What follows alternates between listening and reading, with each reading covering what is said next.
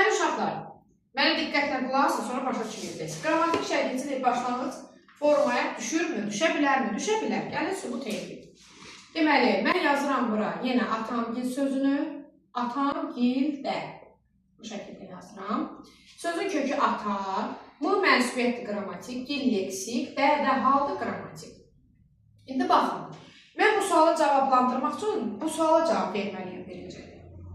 Leksik şəkilçi başlanğıc formadan kənarda qala bilərmi? Yox, qala bilməz. Qala bilmədiyinə görə də bu qrammatik ortada daxı, məcbur mən başlanğıcı belə göstərəcəm. Deməli, heç bir leksik şəkilçi başlanğıcdan kənarda qala bilməz. Amma qrammatik düşə bilər. Necə düşə bilir? Leksikdən qabağa keçdiyinə görə. Aydın oldu? Bunun başlanğıcı belədir. Deməli, oradan aydın olur ki, gil, dakı və ki üstü 4 şəkilçiləri qrammatik şəkilçiləri özündən qabağa sala bildiyinə görə bu proses baş verə bilir. Aydındır? Birinci, ikinci sualı cavablandırdıq. Sonra, üçü saxlayaq 4-ə keçid alaq. Kökü və başlanğıcı eyni olan söz varmı? Bu necə ola bilir?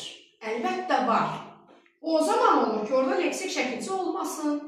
Məsələn, yazıram, gəlirəm. Sözün kökü gəl, indiki zamanda qrammatikdir, həm də şəxs sonluqda qrammatikdir. Burada leksik şəkilçi olmadığına görə bunun elə başlanğıcı da eyni olacaq.